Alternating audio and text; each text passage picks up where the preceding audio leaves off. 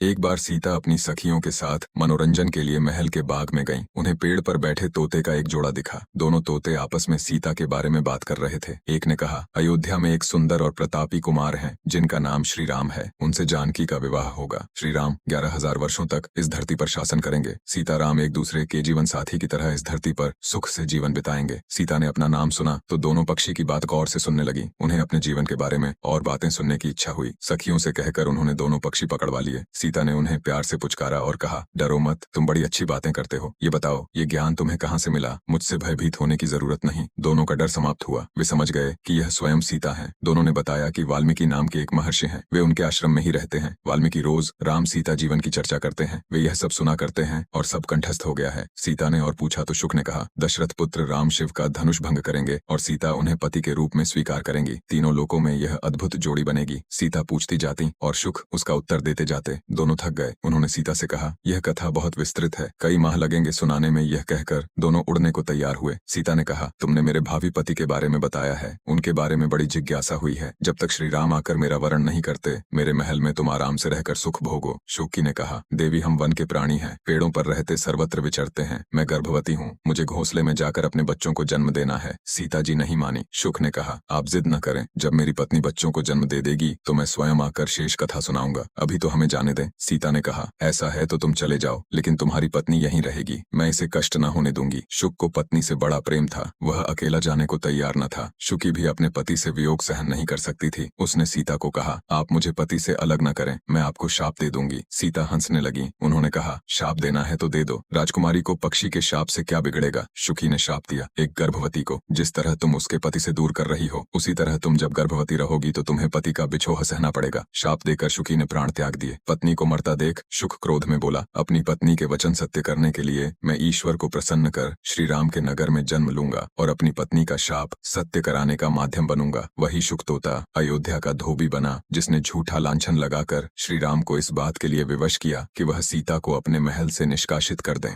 दोस्तों, कमेंट में जय श्री राम जरूर लिखें। दोस्तों, वीडियो अच्छी लगी तो लाइक और कमेंट करके चैनल को जरूर सब्सक्राइब कर देना। आपका बहुत बहुत धन्यवाद।